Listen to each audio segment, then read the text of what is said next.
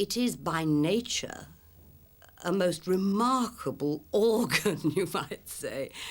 It's naturally very big. I mean, she doesn't need a microphone to fill the Albert Hall. The only reason she needs a microphone is because the musicians are amplified when she's singing. But she could easily fill the Albert Hall or any theatre I know of without one. Shirley was going through a very traumatic time of her life, and we were on stage at the Sydney Entertainment Centre in front of 10,000 Australians. And I walk out on stage and the spotlight picks me up. And I got to the mic and I opened my mouth to sing Goldfinger and I went,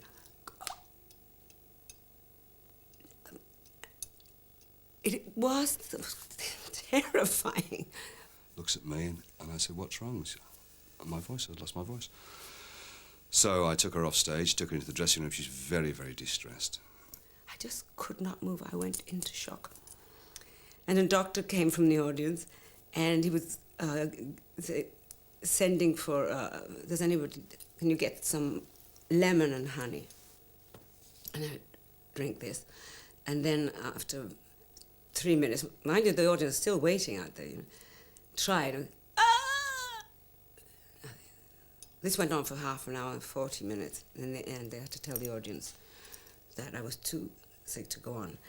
And they were wonderful, I must say.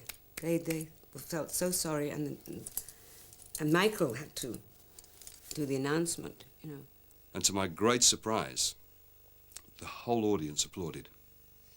The whole audience applauded. I mean, I couldn't believe it. I thought, you know, that they might start throwing things. The rest of the tour was cancelled. I flew back to London. I went to my own throat specialist, and I think he tried to make me feel better by saying, I have seen worse. I've seen it, yours, vocal cords worse. But I think he hadn't, and the next thing he said was, this might sound very strange to you, but because you've been in the business so long, and I would recommend a vocal coach. And I said, no, it doesn't sound strange at all. I'll try anything. You know, I was desperate at that moment. And the first thing I asked her was, what vowel were you singing when your voice cut out? So she looked at me very politely, but I think she was thinking this woman's a raving lunatic. And I said, well, what was the word and the particular vowel? And she said, well, that's funny, it was E. And she demonstrated singing E with her mouth open very wide, the lips drawn back from the teeth. And I said, well, never again in your life sing an E like that. Because when you do so, the back of the mouth assumes a similar position and it's quite the wrong sort of shape for singing.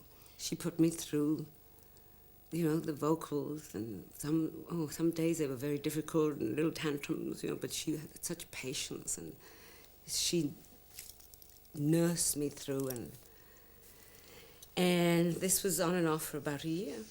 She made me tapes to travel with so that I could practice. And I have my Helena tapes with me everywhere. So she travels around the world with me. You know, her voice travels on these tapes. In fact, she's so determined that although apparently she frequently kicks the tape recorder when she's listening to my exercises, she always does them right in the end. And I do this every day for about 40 minutes before I go on stage to make sure that will never happen again. Because that was one hell of a scary moment when I thought, it's all gone.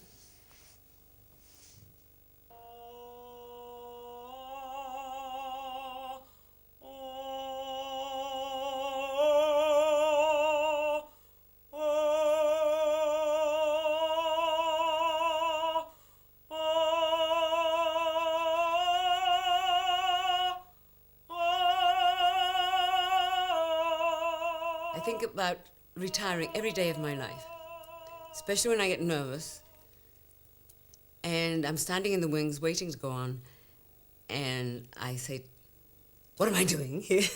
I don't need this. And it's only nerves, because once I'm out there, I mean, it's wonderful and I love it, and I think, what were you thinking of? Retiring? No way, you know.